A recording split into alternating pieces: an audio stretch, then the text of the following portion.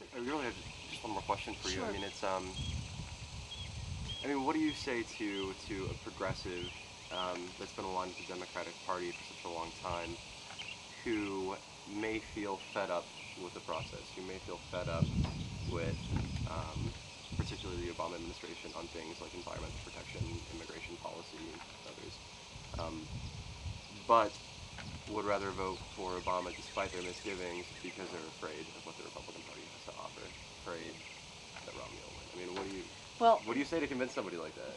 for one thing, I said I lived under Mitt Romney for 4 years. Okay, I also debated him and was declared winner in the debate. It's really easy to win the debate, either with Romney or Obama, for that matter, because they can't tell the truth. They really can't talk about what's happening.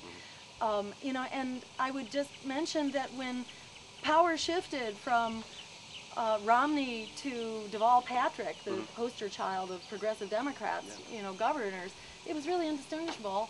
Deval Patrick kept many of the same cabinet appointments, and, you know, certainly Deval Patrick was not better. In some ways, he was even worse on the environment, on corporate loopholes, things like that.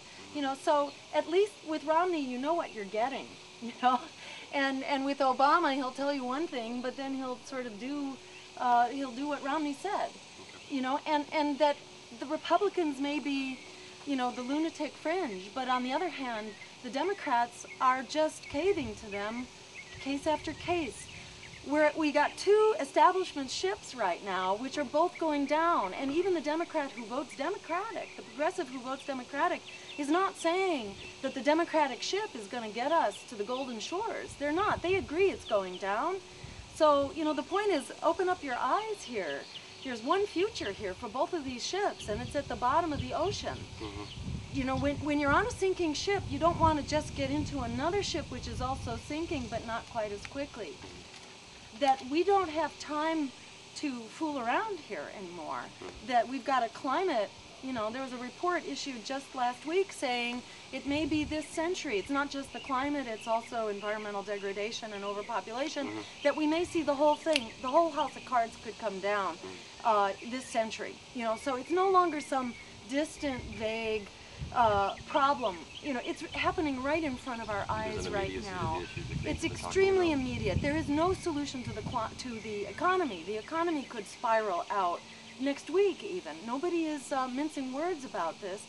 The establishment has really proven itself absolutely incapable of fundamental change, and to allow them to muzzle you again, to go to the polls and use your vote as a weapon against yourself, against the health care that you need and could have and that we can afford, against the public higher education that you deserve, against the loan forgiveness which you deserve and which we can afford, against the, you know, international policy based on human rights and international law, which is the only way forward, which they will not do. They will not, you know, they will not create the jobs that we desperately need. They will not support. You know, why did Walker win again and the Democrat lose? Because the Democrat in Wisconsin was not capable of actually energizing and galvanizing the movement that put him on the ballot.